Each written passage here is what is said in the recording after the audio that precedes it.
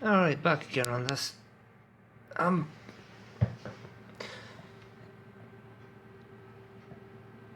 This is a schematic diagram of a sound circuit similar to the one that's on there.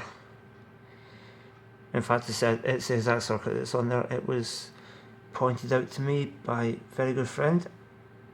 Now I've traced all this out. I've traced all these lines out. The address latch to the ROM, to the processor, the sound processor. The way this works is I'll put the high address there and latch it in, and then it'll load the low address and then read the data back and from the ROM into the processor. These lines here, AD0 to AD7, they share the ROM data bus and the latch to address the high bits. I couldn't find any track breaks with them, but I did notice something. On the motherboard, which I'll show you, I'll tack it on to the end of this video, there are, where the battery used to be, there are 4 or 5 traces that don't have continuity. And one of them ties to here. And what is that? It's a kind of red flag for me, because if I trace it back, you trace it round here, it comes back down here, it comes round, it comes round, it comes round, it comes round, and it goes into pin 31. Pin 31 of the ROM. And a 27010 or 27C 2001s or 1001s, that's either program or no connection. On a 4001, that's address line A18. Now it's meant to be tied high all the time. See? The links? It is meant to be tied high. If it's broken and it's floating, that address line's changing.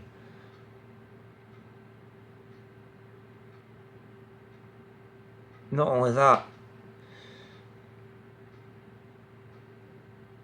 but the clever programmers of Doctor Who worked out they can manipulate that address line to change the sound samples. I'll show you.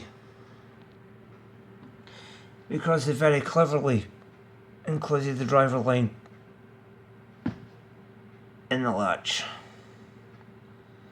Now this forms like a secondary part of the control logic.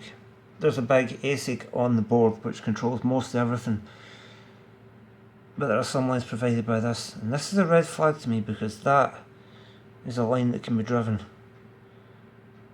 SPG1 into pin 31 of the ROM. Now you remember, Pink Panther ROMs run beautifully without any issue at all, because pin 31 is doing nothing on those ROMs. But it's used for either program or no connection, but it doesn't have an address, it doesn't have a data line. On the 4001, however, it does. So if this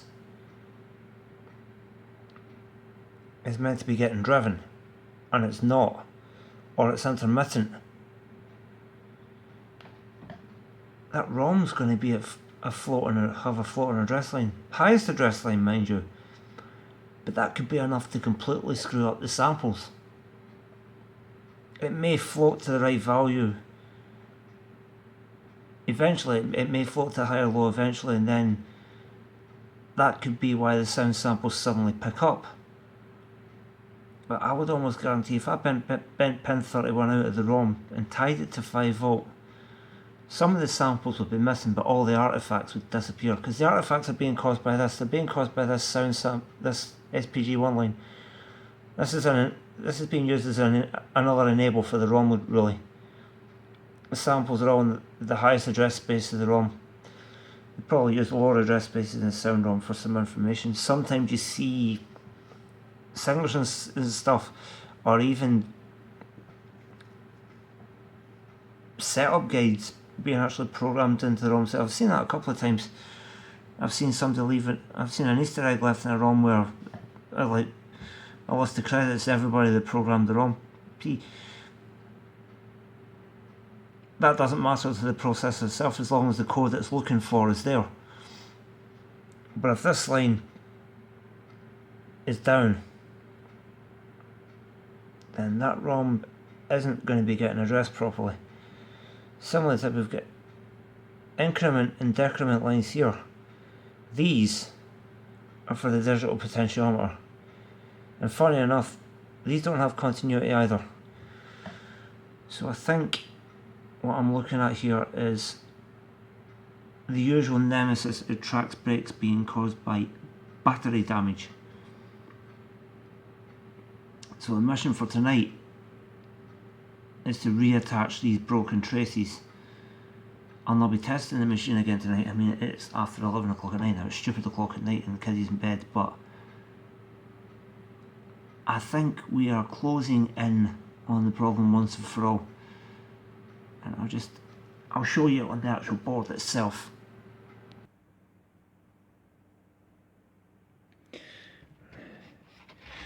Let the camera focus. We are right here. SPG1, increment, decrement, that line there is for the alarm override. You see the battery's been removed by a previous owner, but the corrosion hasn't been treated. So this board's going to need, probably in the long run, all those taken off. But for the short term, I'm going to clean this area up best I can. I'm going to bridge this, I'm going to bridge this, and I'm going to attach this to, what was it, pin 2 of IC13 up here, and then we'll try the machine again. So I also noticed as well that the power rail for the expansion port is completely cut, so probably the program card is only going to work in this port. I'm also going to change this big 1000 capacitor. I don't have a 1000, but I'm going to stick a 2700 in there. I've got a slimline 2700 that I used in a TV repair recently. I'll put that in and we'll see how we get on for there. Alright, to be continued.